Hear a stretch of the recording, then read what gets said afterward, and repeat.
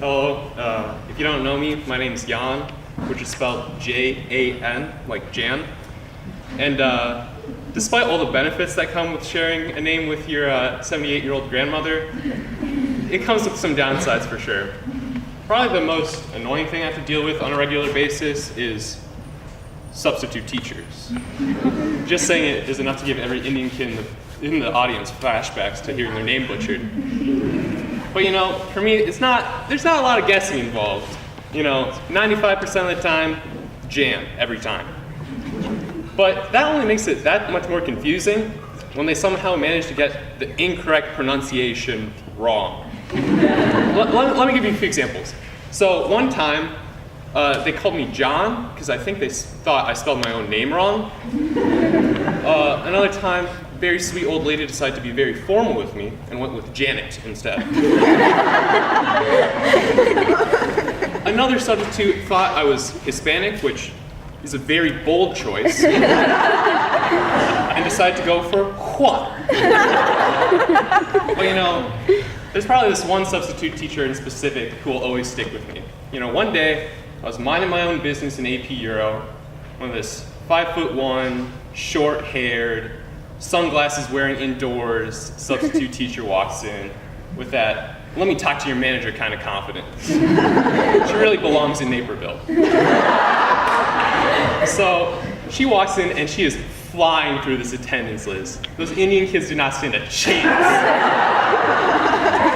So I feel her getting to me, and I'm ready for it. I've grown to expect the Jan.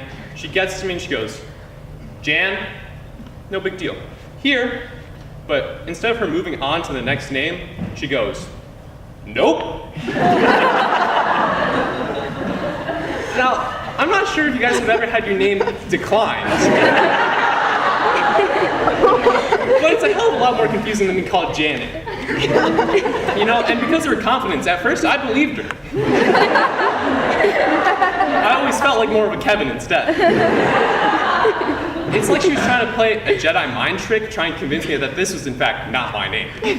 But you know, after I got over that initial shock, I responded the only way that seemed appropriate. I just said, "Yes."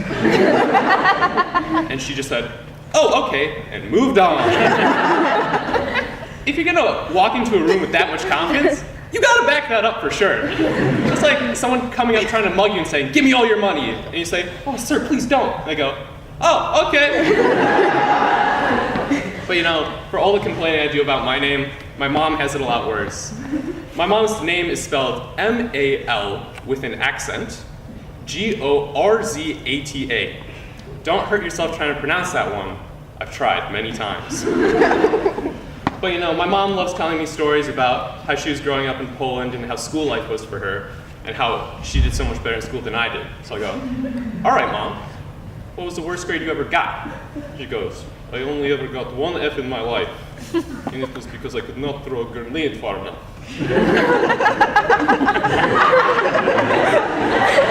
Like, chill, Mom. Just because you blow up your teacher with a hand grenade doesn't mean the F they gave you goes away. And she goes, "No, Burak, throwing grenade was the test." I'm like, "What kind of class are you taking where you have to throw grenades for a test?" And she goes, "Civil defense." Brief history lesson for you. There was a mandatory civil defense class that all Polish students had to take. I mean, it was basically PE, right?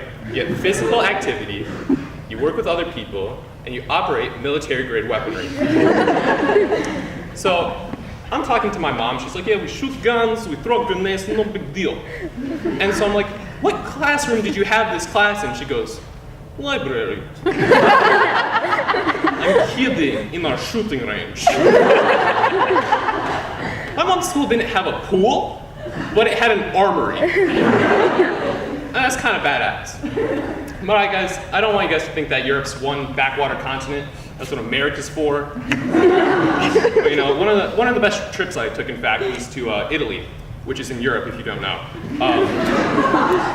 And so it was on the band trip, so we didn't have parental supervision, which means I got to skip all the boring stuff like, you know, looking at paintings and looking at statues and looking both ways before I cross the street. So probably that also led to a lot of dumb stuff happening in Italy. Probably the dumbest thing I did was first thing I did when I walked into our hotel room with my friend Akil into our hotel room in Florence, I look up at the ceiling and I go, the ceiling's really high. I wonder if I can touch it.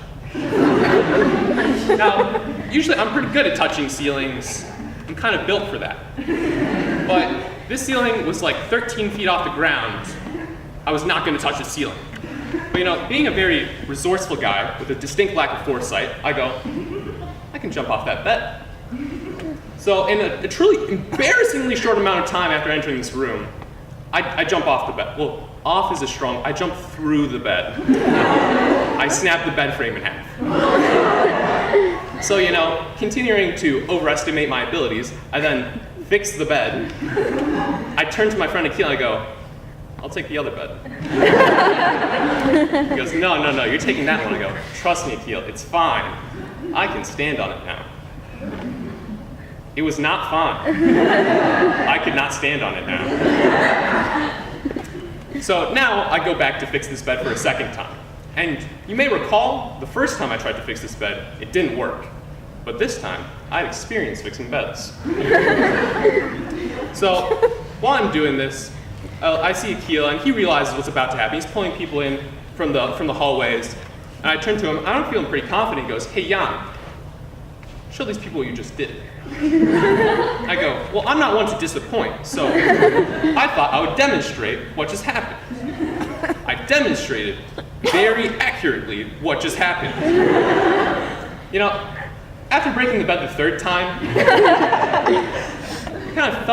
you feel this deep regret, but I was comforted a little bit because I somehow managed to accidentally perform a one-man show of the Three Stooges on my own. And that filled me with the confidence that knowing I'll have a future in silent film. So, I was defeated by this point and I really need to go to sleep. So I go down to the main lobby and I go, yes, excuse me, the bed in room 421, it's broken. The lady goes, oh, let me look that up.